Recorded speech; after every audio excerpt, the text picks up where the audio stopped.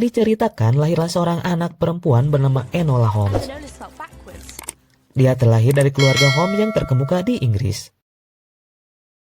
Sang kakak tertua merupakan politikus yang bernama Mycroft Holmes.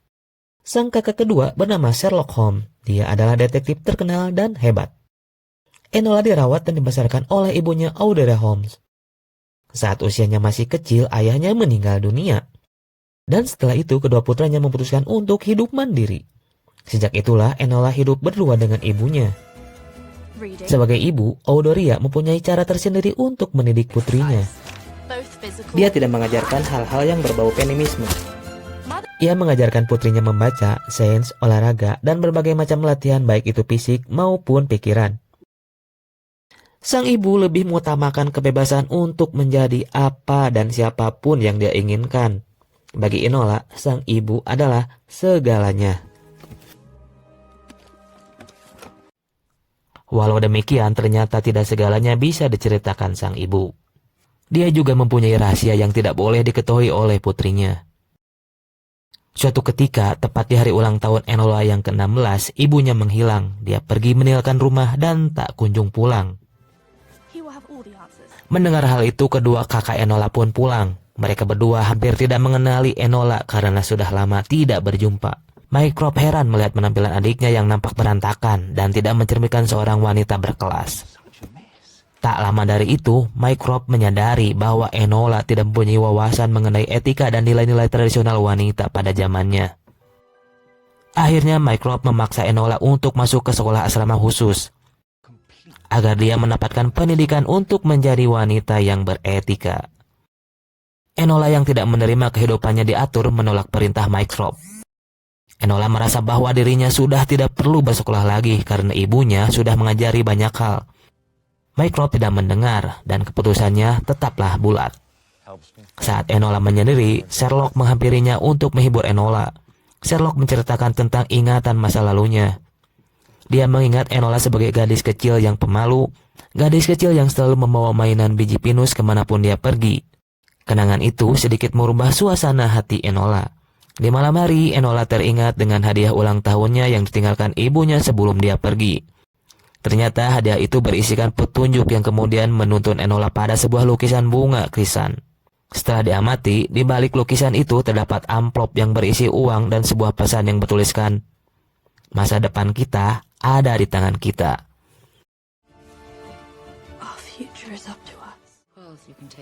Pesan itu membuat Enola tersadar bahwa dia bisa melakukan apapun yang dia inginkan. Akhirnya, diam-diam Enola pergi meninggalkan rumah dan mencari ibunya seorang diri.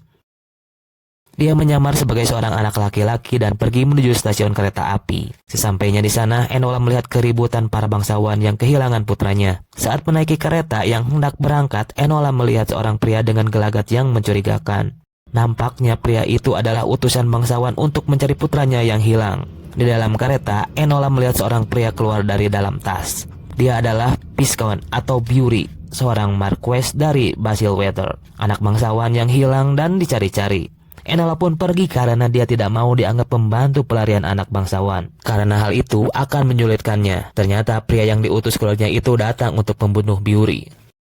Enola yang menjadari itu segera menyelamatkannya. Mereka berdua pun pergi menghindari pembunuh itu.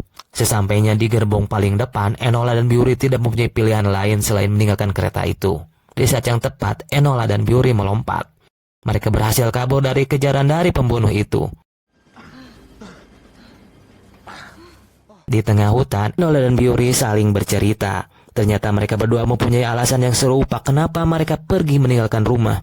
Enola dipaksa untuk masuk ke sekolah khusus wanita, sementara Bury dipaksa keluarganya untuk menjadi anggota militer dan pergi ke luar negeri. Keduanya sama-sama ingin hidup bebas, hidup dengan jalan dan pilihannya masing-masing. Tujuan mereka berikutnya adalah London. Enola yakin bahwa pembunuh itu akan terus mencari Bury kapanpun dan dimanapun dia pergi. Akhirnya Enola memotong rambut Bury supaya dia tidak mudah dikenali lagi. Setibanya di London, mereka harus berpisah karena Enola punya misi untuk mencari ibunya. Enola sudah membantu Bury untuk menyamar, setidaknya hal itu meyakini bahwa Bury akan baik-baik saja. Sementara itu, Mycroft sudah mengirim polisi terbaik di London untuk mencari Enola. Singkat cerita, Enola pergi menuju toko butik. Dia membeli satu set pakaian ala wanita London agar dia bisa berbaur dan bersembunyi dari saudaranya. Di sebuah penginapan, Enola menyusun teka-teki untuk ibunya. Dia merangkai kata, lalu dia menaruhnya pada kolom iklan di koran, majalah, dan jurnal. Enola sangat yakin rencananya akan berhasil karena ibunya suka sekali membaca semua hal itu. Setelah itu Enola pergi ke suatu tempat di mana ibunya seringkali bertukar surat. Di sana dia bertemu seorang wanita bernama Edith. Dia adalah teman ibunya sekaligus guru bela diri pertama Enola. Di sana Enola menceritakan perjalanannya menuju London untuk mencari ibunya. Edith berkata bahwa ibunya sedang melakukan pekerjaan, tapi dia tidak mau mengatakan apa pekerjaan itu. Enola teringat bahwa Edith pernah menghadiri pertemuan rahasia bersama ibunya sebelum dia menghilang. Dalam pembahasannya terdengar kalimat yang berbunyi Ellie Houseman. Enola berkata, siapa Ellie Houseman? Tapi Edith mengabaikannya, lalu kemudian pergi. Setelah itu Enola melihat kotak besar yang berisi dinamit dengan gambar naga di sampingnya. Enola sangat yakin itu adalah kotak yang sama yang berada di pertemuan rahasia itu. Merasa semuanya saling berhubungan, Enola menguraikan kalimat Ellie Houseman yang ternyata adalah Lime Houseman Lane, nama sebuah daerah di London. Enola pun pergi ke sana. Tak lama dari itu, dia melihat gembok yang diikat dengan pita yang berwarna ungu. Enola semakin yakin bahwa ini adalah tempat yang dimaksud. Karena di pertemuan sebelumnya, semua wanita menggunakan pita dengan warna yang sama. Saat memasukinya, gudang tersebut dipenuhi bubuk mesiu dan beberapa alat untuk merakit bom. Di sana juga terdapat pamflet yang menyerukan protes kerusuhan dan pembangkangan sipil. Enola semakin penasaran apa sebenarnya yang direncanakan oleh ibunya itu. Saat dia kembali, pembunuh sebelumnya datang dan menyerang Enola. Dia tidak mau ada saksi mata atas upaya pembunuhannya yang dilakukan kepada Bury. Walaupun Enola bisa bertarung, pria itu tetap bukanlah tandingannya. Dia diseret kembali menuju gudang. Enola memetik api dan meledakkan tempat itu. Kini rencana Enola berubah, dia akan menyelamatkan Bury dari upaya pembunuhan pria misterius itu. Singkat cerita, Enola menyamar sebagai janda, lalu pergi ke mansion keluarga Bayswater, kediamannya Bury. Dia mengaku sebagai asisten Sherlock Holmes dan bersedia membantu untuk mencari putranya yang hilang. Di saat yang sama, seorang detektif bernama Lestrade menyangkalnya dan berkata bahwa Enola berbohong. Merasa pendapatan itu hanya omong kosong, mereka berdua diusir dari mansion. Setelah itu Enola menghampiri tukang kebun dan membayarnya untuk bertukar pakaian. Enola juga bertanya kemana Bury biasanya pergi. Ternyata Bury selalu menghabiskan waktunya di sebuah rumah pohon di hutan. Di sana banyak sekali perlengkapan untuk menyusun rencana pelariannya. Dia juga membuat tujuan palsu pada sebuah peta, agar orang mencarinya itu terjebak. Dan itulah yang membuat si pembunuh ada di setiap tempat itu, agar orang mencarinya itu terjebak. Untuk mencarinya, akhirnya Enola menemukan tujuan Bury yang sebenarnya, yaitu sebuah kawasan perdagangan Covent Garden Market. Tiba-tiba neneknya Bury datang menghampiri Enola. Dia sangat tertarik dengan sosok Poshi, peran yang diambil Enola ketika menyamar menjadi janda. Di sana sang nenek bercerita sebagai tuan tanah yang dipercaya oleh kerajaan. Dia khawatir akan perubahan yang sedang terjadi di Inggris. Sang nenek juga berkata jika Enola menemukan Bury, tolong sampaikan pesan kepadanya bahwa nenek sangat peduli. Keesokan harinya Enola pergi menuju Covent Garden Market. Dia menemukan Bury yang sedang menjual bunga. Enola pun membawanya ke penginapan untuk menjelaskan keadaan dan hipotesa darinya. Kenapa Bury akan dibunuh? Bury bertanya-tanya siapa pelakunya. Enola menjelaskan bahwa mereka adalah keluarga Bury yang menginginkan tanah, harta, dan posisinya sebagai pewaris tanah kerajaan. Tiba-tiba seseorang yang bersembunyi menghampiri mereka berdua. Ternyata dia adalah Lestrade, detektif sebelumnya yang diperintahkan Mycroft untuk mencari Enola. Saat terdesak, Enola membiarkan Bury untuk melarikan diri karena jika tertangkap nyawanya akan terancam. Sedangkan dirinya dia hanya akan hidup terkekang. Dengan berat hati, Bury pun meninggalkannya. Akhirnya Enola dimasukkan ke sekolah asrama. Dia diajarkan untuk bertindak, berpikir, dan bersikap selayaknya wanita berkelas. Tujuannya sudah sangat jelas, yaitu agar Enola tidak merusak citra kakaknya sebagai politikus terkemuka di Inggris, Mycroft Holmes. Sayangnya semua ajaran itu tidak cocok bagi Enola. Dia berontak dan mengacaukan sesi pelajaran. Suatu ketika Sherlock mengunjunginya ke asrama. Sherlock memberikan sesuatu yang dia temukan di bawah bantal ibunya. Itu adalah biji pinus yang selalu dibawa Enola saat kecil. Singkat cerita, Enola kembali ke kamarnya. Dia mulai menyadari bahwa Viscount Tewkesbury adalah bangsawan yang akan menjadi penentu dari undang-undang reformasi di Inggris saat itu.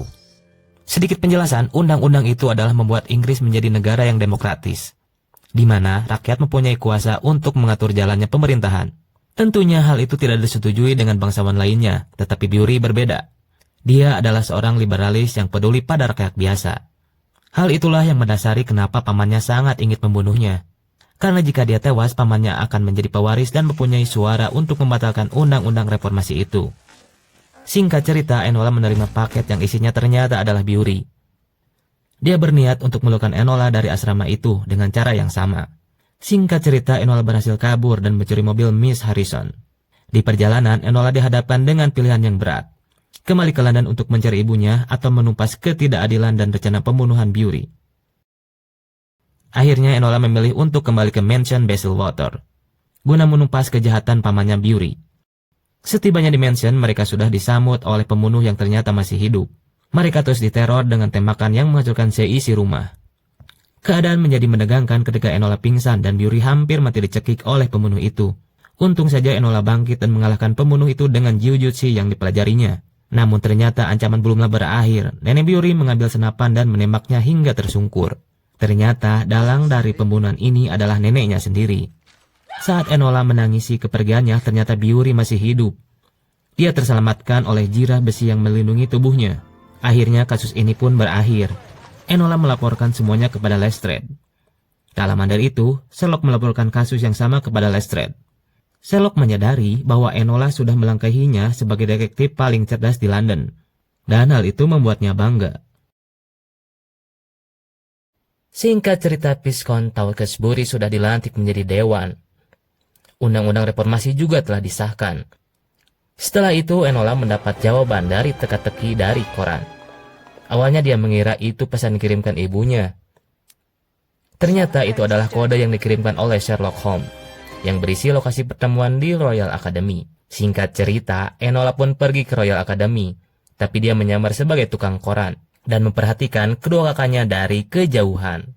Di sana Sherlock Holmes berkata dia akan mengambil hak asuh Enola dan menjadi wali seutuhnya. Setelah itu Sherlock menemukan biji pinus milik Enola. Dia tahu bahwa adiknya berada di sana, tapi Sherlock membiarkannya. Setelah itu Enola pulang ke penginapan. Ternyata seseorang sedang menunggunya di dalam. Dia adalah Euphoria Holmes, sang ibu yang telah kembali. Di sana Euphoria menjelaskan bahwa dia pergi untuk merubah dunia yang akan menjadi masa depan bagi putrinya. Dia dan teman-temannya berusaha untuk menyuarakan undang-undang reformasi, walaupun dengan cara yang ekstrim dan berbahaya. Tapi semua itu telah berlalu karena undang-undang telah disahkan. Dan Euphoria sangat bangga kepada putrinya yang secara tidak langsung mewujudkan harapan para rakyat terhadap undang-undang reformasi itu. Setelah semua peristiwa itu, Enola mulai menyadari bahwa namanya yang dibalik menjadi alone bukan berarti dia harus hidup kesepian, melainkan hidup dengan jalan dan pilihannya sendiri. Dan film pun tamat.